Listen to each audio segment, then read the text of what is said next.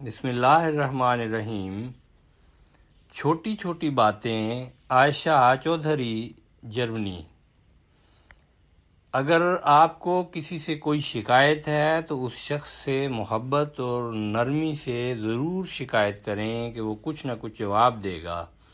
امید ہے کہ مسئلہ سلجھ جائے گا اور شکایت دور ہو جائے گی، بدظنی بھی نہیں ہوگی۔ شرط یہ ہے کہ شکایت نرمی اور محبت سے بیان کی جائے۔ کسی کے گھر جائیں تو کوئی چھوٹا سا تحفہ لے جائیں۔ تحفہ دینے سے محبت بڑھتی ہے۔ ضروری نہیں کہ بہت قیمتی یا بڑا تحفہ ہو۔ کوئی چھوٹی سی چاکلیٹ، اپنے گارڈن کے 2-3 پھول، ہاتھ کا بنا کیک یا بسکٹ، کچھ بھی ہو سکتا ہے۔ شرط یہ ہے کہ اس تحفے میں آپ کا خلوص شامل ہو۔ کوشش کریں کہ کسی کا دل نہ دکھائیں۔ اگر غلطی سے کسی کو آپ کی وجہ سے تکلیف پہنچی ہو تو آگے بڑھ کر معافی مانگ لیں، وہ یقیناً آپ کو معاف کر دیں گے۔ شرط یہ ہے کہ معافی نیک نیتی سے مانگی جائے۔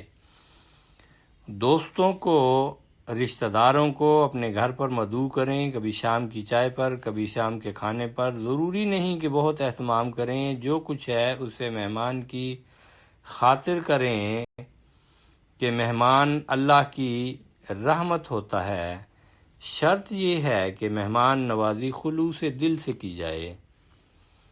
اپنے بچوں کو بڑوں کا ادب اور چھوٹوں سے پیار کرنا سکھائیں۔ ان کی باتیں سنیں بھی اور مانیں بھی۔ ان کو اتنا اعتبار دیں کہ معاشرے میں ہر طرح کی بات بیان کر سکیں، مگر اپنی اخلاقی حدود قائم رکھیں۔ ان سے پیار ضرور کریں، مگر شرط یہ ہے کہ اس پیار میں آپ کی تربیت جھلکتی ہو۔